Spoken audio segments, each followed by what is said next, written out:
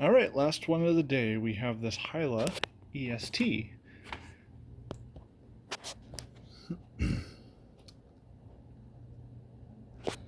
Which is the current generation of Hyla models. I recently got it off of eBay as a used machine. Let's see, where was it? Because I know they had some ratings in this book.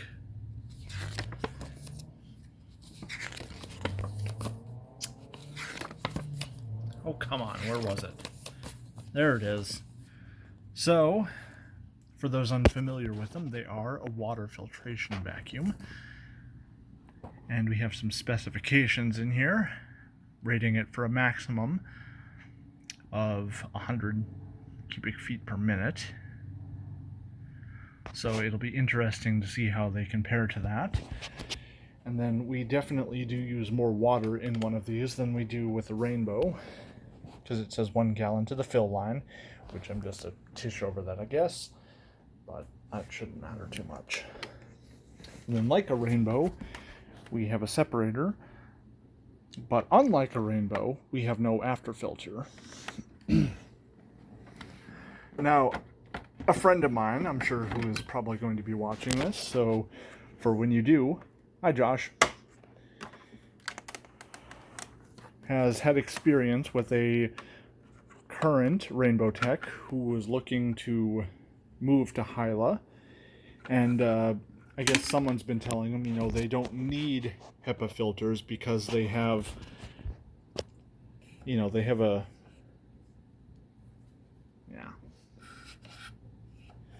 definitely got some dust in here.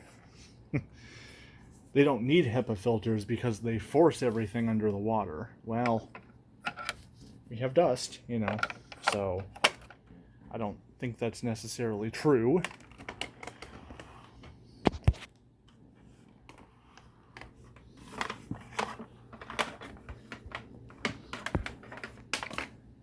Cord wraps under this little piece here. So an interesting thing about these Hylas is they will not run on full speed until you have a hose inserted into the coupler. There's a little micro switch on one of the sides here that enables that. At least that's the way it was on the GST. So we'll turn this on. European plug, of course.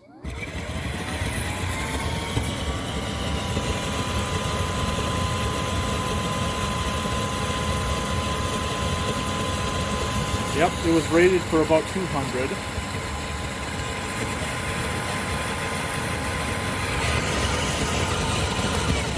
Let's turn this off.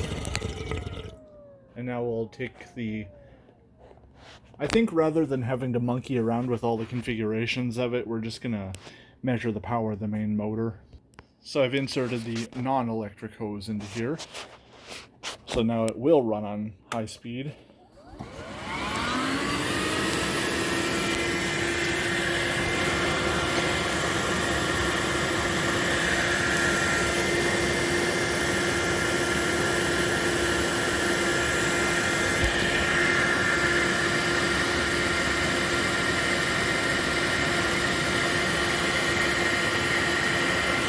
It reminds me a lot of those lemonade machines you would see in like old Wendy's and such. Just the way the water kind of swirls around. And due to this being a square inlet, I don't really think we're going to be able to get very accurate measurements out of it. And I don't know if it will disengage from high speed when the hose is removed. But what we'll do is we'll insert this into here. And then insert some, we'll just try to wrap that with plastic if we can to kind of seal it off. And we'll try to get measurements at the base, but I don't know if that will work well. Well, it's an ugly solution. Not much I can do about that though. So we'll start off on low speed.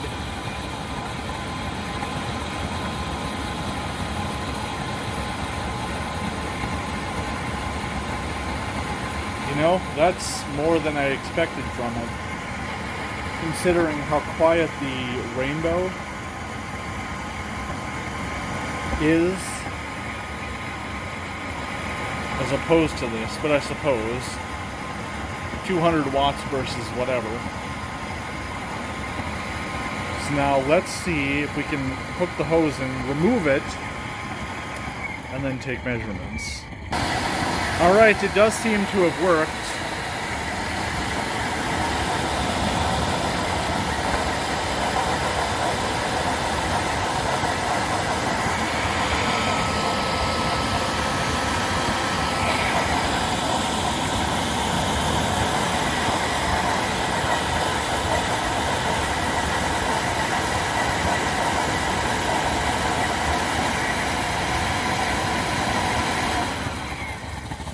But we are not getting near that 100 CFM mark. Well, let's plug in the electric hose and go through all of the measurements with the power head. Like I said, I don't know if that was the most accurate number we can get, just because, you know, square ends. One thing to point out about this hose is, like many European machines, it has a wire that runs through here. So, I mean, clearly that's not only taking up some space in the hose, but that's also going to, you know, cause some turbulence in here, because I think air as it travels usually is in a spiral pattern, you know, and the electric hose is quite stiff, and it has no swivels, which is annoying, especially for a machine in this price range. And then it comes with an, well, I don't know if it comes with it, but there's an optional remote accessory, or maybe it does come with it, that slides onto here, because you have no buttons here. But if you have the remote, you can turn the machine on and off from the remote, as well as the power head. I think it's kind of annoying, you know, that it doesn't have a power nozzle on-off switch built into it. I mean, that seems like such a standard thing. But it is what it is. So this is a 32 millimeter connection. So we're going to have to reduce it down to 1.25 or 1 1/4 so we can get the flow measurements taken.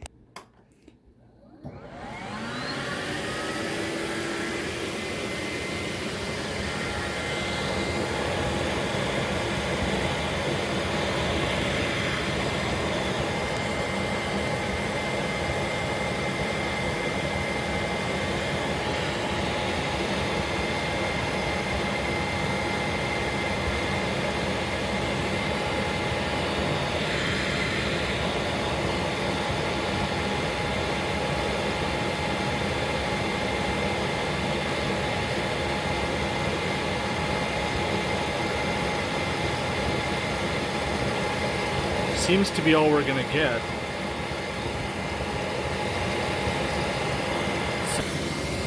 Suction.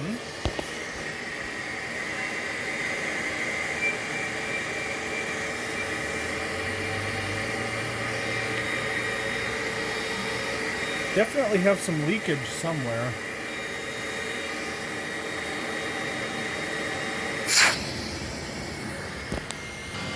And now we'll take the flow measurements at the end of the wands.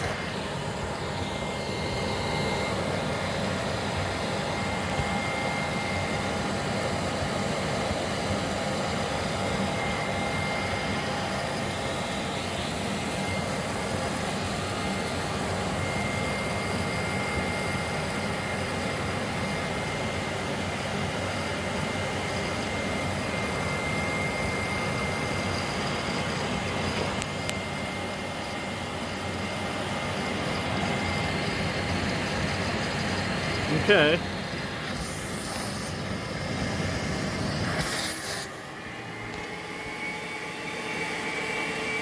It's changed a little. So with these you can't shut the nozzle off unless you have the remote, which I do not, so...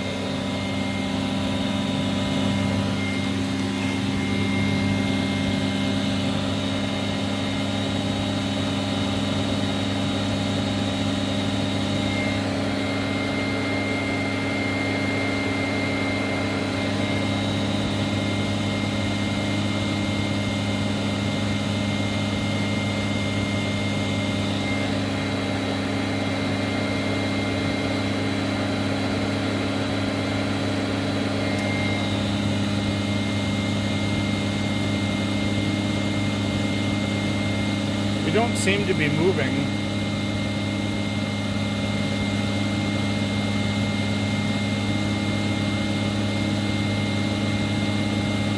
So, I guess that's it for flow.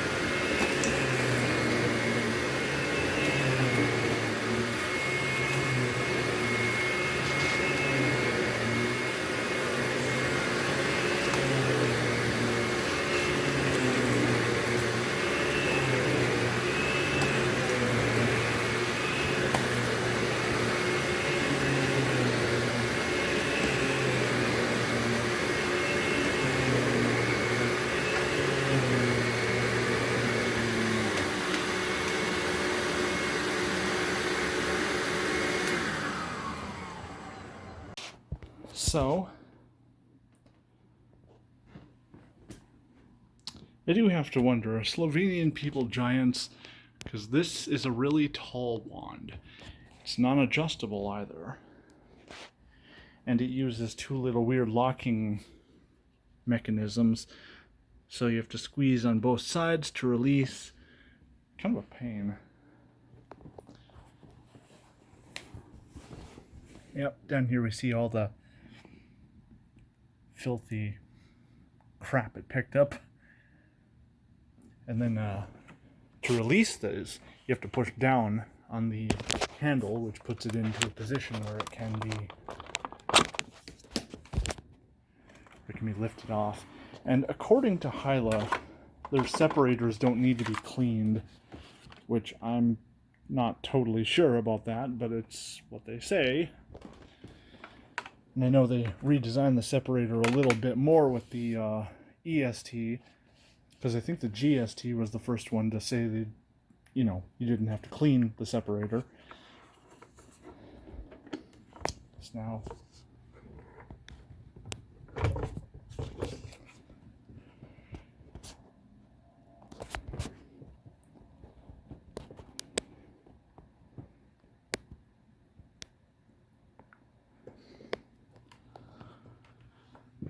yeah, I don't know. It's an interesting machine. I like the idea of the self-cleaning separator. And, you know, I like the power head a little bit better than Rainbow's current offering. But, you know, good points and bad points about every machine. And, you know, unlike the current Rainbows, you have two hoses for it. One non-electric, one electric. The electric is stiff. And then, like I said, we don't have a on-off switch for the power head unless you have the remote for it. Which, it just seems like it would be so much simpler to have a switch in line. I mean, it's not like there isn't space on the handle for it.